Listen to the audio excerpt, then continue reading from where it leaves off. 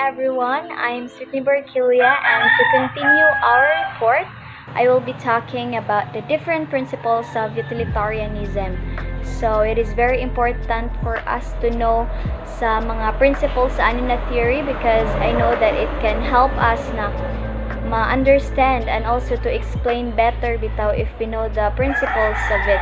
And also, it can help us understand a lot easier sa kaning theory, especially in utilitarianism.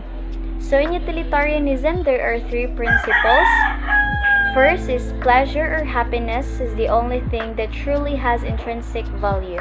Second is actions are right insofar as they promote happiness, wrong insofar as they promote unhappiness.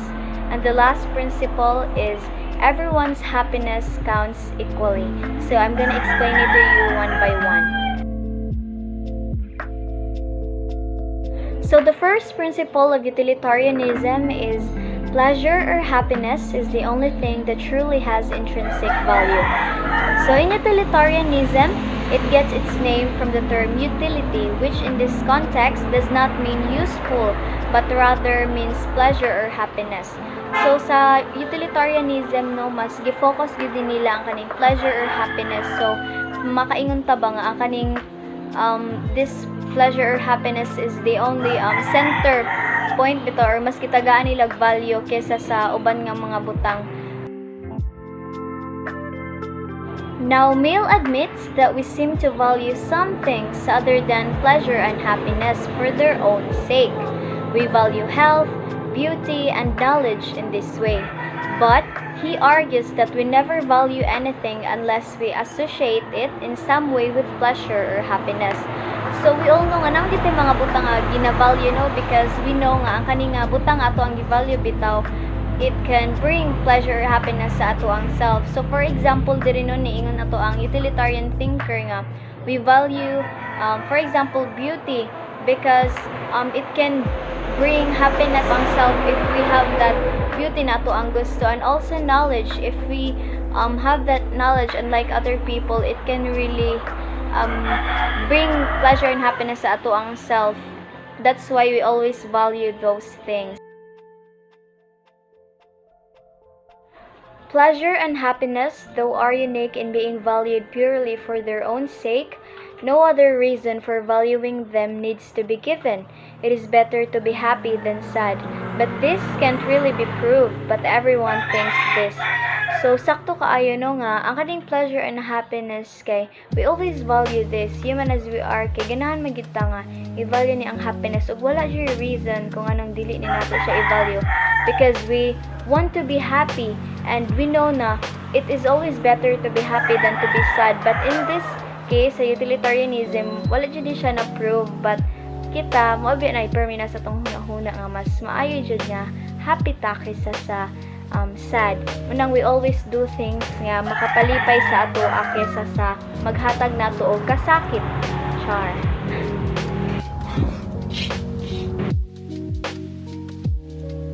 So the second principle of utilitarianism is actions are right insofar as they promote happiness and wrong insofar as they produce unhappiness. So this principle is controversial, so you will know later on. It makes utilitarianism a form of consequentialism, means that the morality of an action is decided by its consequences. The more happiness is produced among those affected by the action, the better the action is. So, nganong controversial man ni siya nga principle? So, syempre, sa kaninga principle, giingon diri no na every action is maingon siya nga right basta mag-promote ni siya or mag-bring ni siya happiness sa mga tao or sa imuhang kaugalingon. And wrong ni ang imuhang action if nag-promote ka or nag-produce ka og unhappiness sa ubang tao or sa imuhang kaugalingon. So it makes this utilitarianism a form of consequentialism, which is ang basis bitaw sa morality of an action is decided by its consequences. So mao to siya ako ang giingon nga kung maka-feel kay kag happiness tungod sa imong gibuhat nga action, it means sakto ang imong gibuhat. But if you feel sad or unhappiness, ang imong gibuhat nga action is wrong. So controversial ni siya because for example bitaw kanang sa mamakak we all know nga ang pagpamakak is wrong jud siya, di ba nga, form of action. But what if mamakak ka just to save a person's life? So ang consequences ana nga imuhang gibuhat dito nga namakak ka is good because you were able to save a person's life.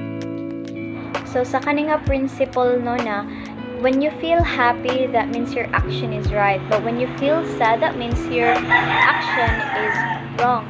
So kay utilitarianism man ni, and it focuses sa kanang more happiness or greatest happiness among greatest number of people. So kung daghan ang nalipay sa imuhang gibuhat kaysa namugot or nasad tungod sa imong gibuhat, kay that means your action is right. Kay mas daghan man ang nalipay kaysa sa namugot.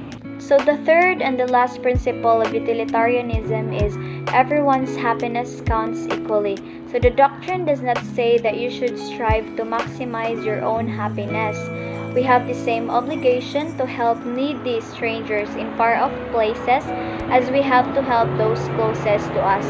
So nindot sad ni siya bitaw ang kaninga theory ng utilitarianism because wala jud siya nag-promote og egoism or dili na siya selfish na theory because it promotes nga dili lang kaayo ato ang self bitaw atong i-maximize for our own happiness lang, but it encourages us to also help other people na tabangan nato sila bitaw na maka-feel sila og happiness og dili lang kaysa para sa atong mga close friends or sa atong close relatives or even our families, but also we need to help those strangers or people na dili close sa atoa, and we have that obligation jud na to make them feel happy and to avoid pain sa ilahasang life.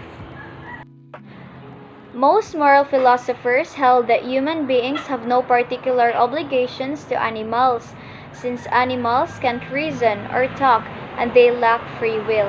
But in Bentham's view, this is irrelevant. What matters is whether an animal is capable of feeling pleasure or pain. So I know daghan jud sa atoa ang kanang hilig og animals bitaw og naay mga moral philosophers sa una nga na nag-ingon nga wala daw obligation ang human sa animals because ang animals can talk or wala sila kanang intelligence sama sa mga humans. However, sa pananaw ni Bentham sa utilitarian thinker, that is irrelevant or di jud na siya sakto because para niya bitaw no na what matters is that ang kanang animal maka-feel sa diya sila og pleasure and also pain. He does think that the world is better place if there is more pleasure and less suffering among the animals as well as among us. So we should at least would avoid causing animals unnecessary suffering. So nindot kaayo ang view bitaw ni Bentham about sa animals because dili lang kay humans ang iyahang gihuna-huna but also ang animals pod nga the world is really better if kitang tanan is kanang gusto lang jud mag-promote og happiness bitaw, and even dili na human or even animals na siya, it is very important nga ato ana sad silang i-love and we should let them feel happy sad ba, and we should avoid causing them na mag-suffer sila permi. So dapat yun importante na panggaon gid na nato sila kay naaman sad sila feeling nga ma-happy and also masakitan pod sila. Is Utilitarianism geological, theological in nature? First, let's define what is geological or theological. Geological or theological is something concerned with the duties and moral obligation. It is the theory of morality in which action should be based on which action itself is whether right or wrong, under the series of rules rather than based on consequence of such action. In short, it suggests actions that are good or bad according to a clear set of rules. Action obey these rules are ethical, where actions to do not are not ethical. Now, as an answer to the question, is utilitarianism geological or theological in nature? Utilitarianism is a normative ethical system that is primarily concerned with the consequence of ethical decisions. Therefore, it can be described as a theological theory or conceptualist theory, which are essentially the same thing, both having nation that consequence of the act is the most important determinant of the act being moral or not. So, meaning sa Utilitarianism is a normative ethical system. So, it's concerned with the criteria of what is morality, right and wrong. It includes the formation of moral rules that having direct complication for what human action, institution, and ways of life should be like. It is also concerned with the consequence, for example, the golden rule. The golden rule where we should not do others what we will not want others to unto us. So, since I do not want my neighbor to steal my car, then I also wrong for me to steal her car. Ontological reasoning. A person will do right thing if the consequence of her is are good. So, in some cases, that many people will benefit is do not mean that it's morality right. Right is based on the ethical standard and morality. So, makaingon ka na sakto ang action if consequence of that action is good, not just nga daghan og maka-benefit. So, as a person with morality, before I will make decision or action, I will first look at its consequence if it's good or not.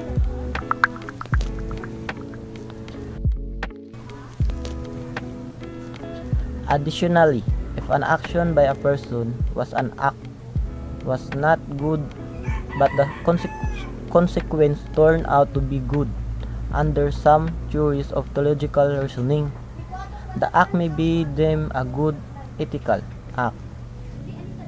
These also refer to the conceptualist moral reasoning, where we locate morality and consequence are action.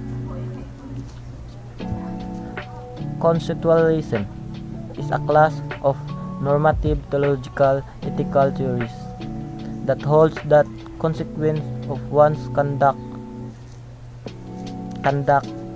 the ultimate basis for a judgment about the rightness or wrongness of that conduct. Thus, from a conceptualist standpoint, a morally right act is not well pursued a good outcome.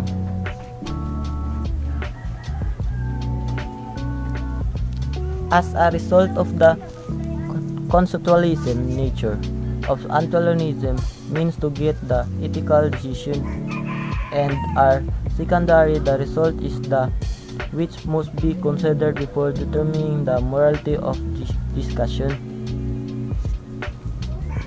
Conceptualism is a theory that suggestion an action is good or bad, depending on its outcome.